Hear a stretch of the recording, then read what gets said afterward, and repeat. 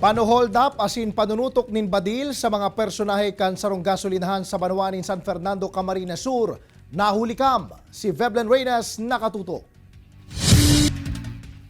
Kung hihilingon sa mga CCTV footage, normal na nag-ooperaran gasolinahan na ini sa Barangay Del Pilar, San Fernando, Camarines Sur.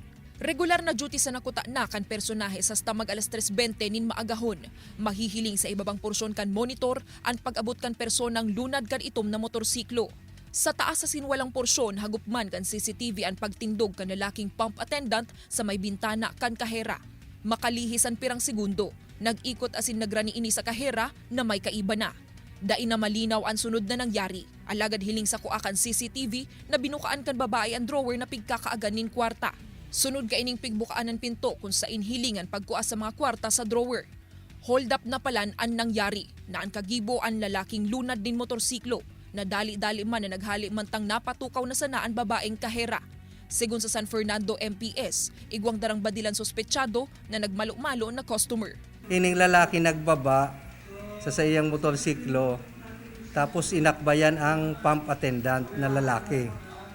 Tapos sabay tutok sa iyaning badil.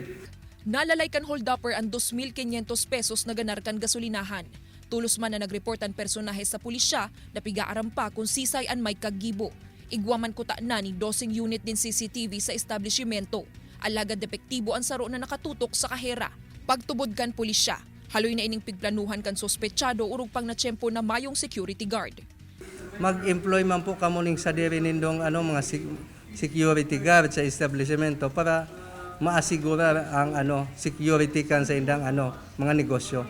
Padagos pang pigi-imbestigaran kan PNP ang pangyayari, mantang igwa naman sa ngunyan ni pigihiling na person of interest. Kaibanan si Jovel Obiso, Veblen Reyes, Balitang Bicolandia.